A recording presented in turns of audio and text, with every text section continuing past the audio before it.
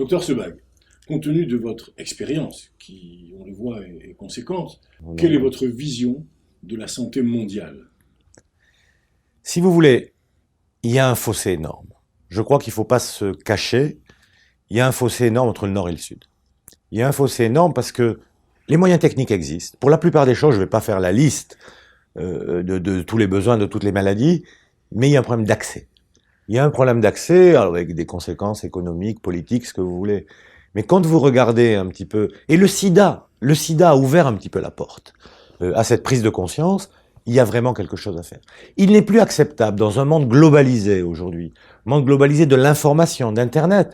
Pourquoi ce petit garçon qui est né en Éthiopie, il n'aurait pas accès aux médicaments qui existent à Paris, à New York ou à Tokyo? Et donc, si vous voulez, il y a une revendication réelle de ces gens. Et ce qu'il faut arriver à faire, si vous voulez, c'est que tous les acteurs, il y a eu beaucoup de polémiques, les gentils d'un côté, les ONG, les méchants, les entreprises, les politiques. Aujourd'hui, si vous voulez, chacun doit apporter sa pierre.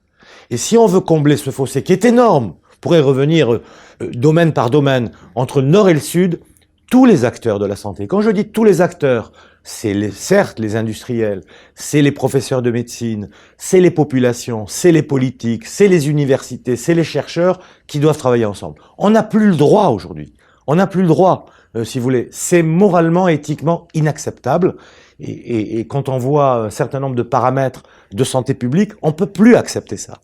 Donc ma vision, elle est, si vous voulez, pour essayer de regrouper. Alors il y a des nouveaux acteurs, les fondations Gates, les organisations internationales, United, Fondation Clinton, Carlos Slim, mais c'est tous ensemble qu'on doit travailler. Et c'est pour ça que la notion de partenariat sur cette prise de conscience des problèmes de santé mondiale, elle est fondamentale.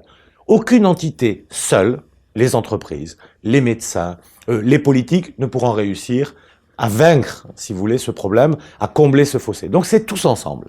Et là, c'est un travail vraiment de prise de conscience, de plaider. Les anglo-saxons appellent ça l'advocacy, si vous voulez, de plaider pour que tous ces spécialistes travaillent ensemble.